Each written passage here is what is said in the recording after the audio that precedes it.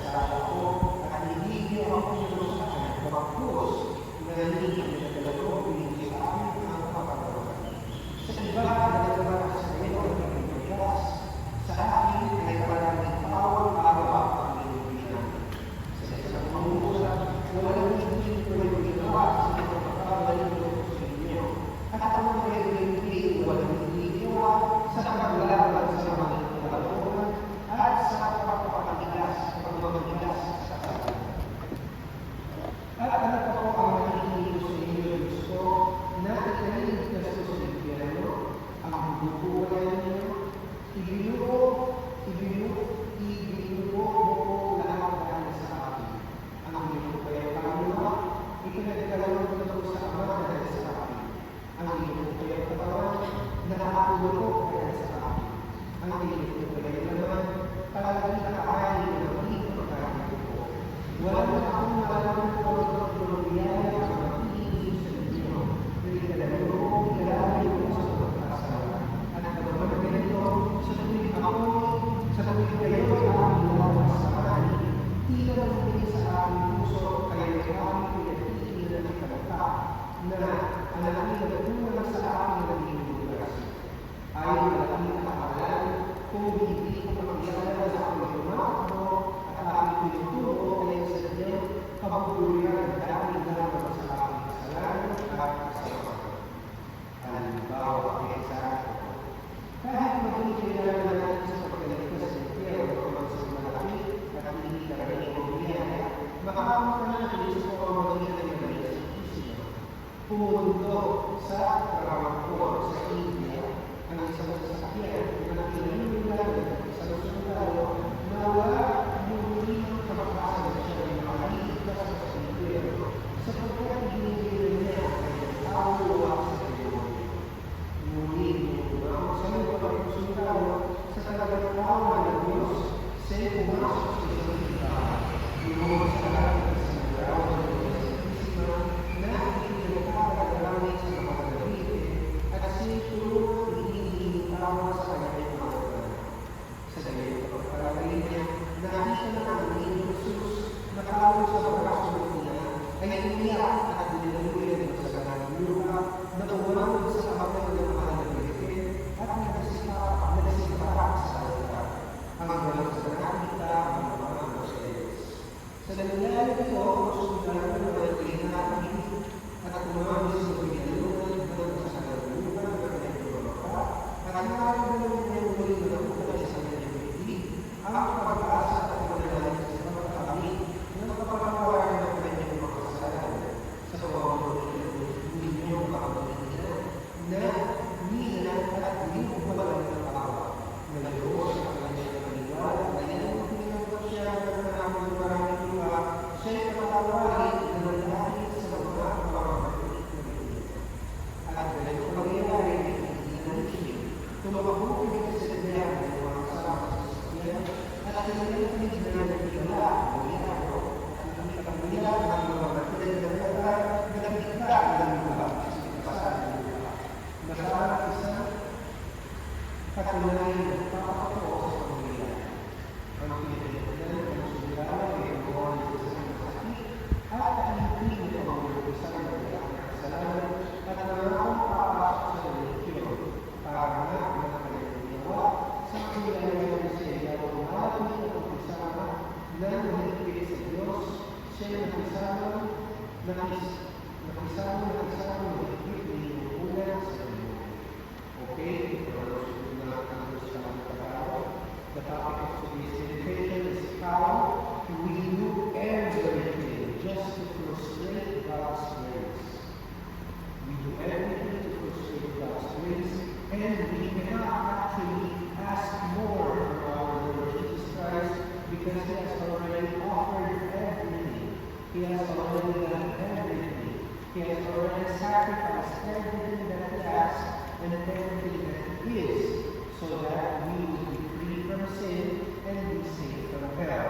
Now, when it comes to the example is about a soldier, okay, who went to India, either he was going to India or he was just traveling to India, and there it happened to him that, well, he was already given, or he already gave his soul to the devil. There was no turning back. The devil already owned him practically by a promise from him. So, in such a way that he could not turn away from sin anymore. So, he himself made it in such a way that the sacrifice and the graces of our Lord were already useless for him.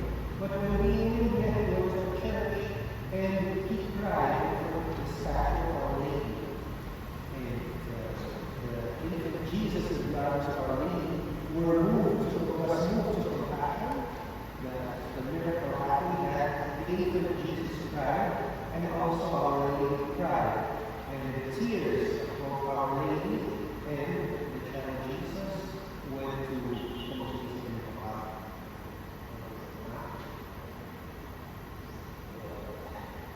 the tears of Our Lady and infant Jesus went to wet. I don't know if that's the right word.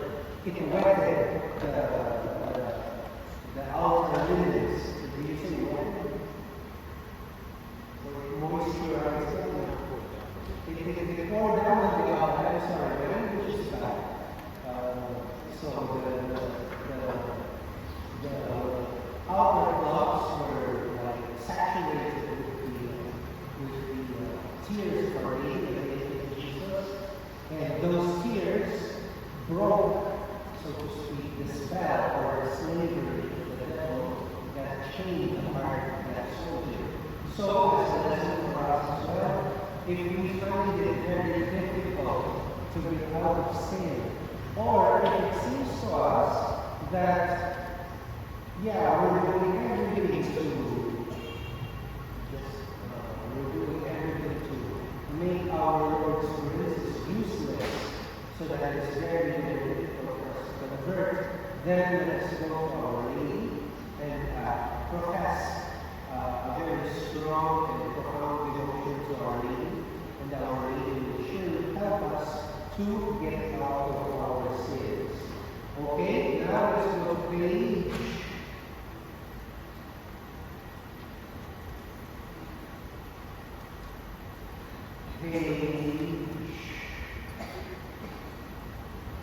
124. Alangin sa ikalabing dalawang araw. Prayer for the 12th day. That's page 124. 124.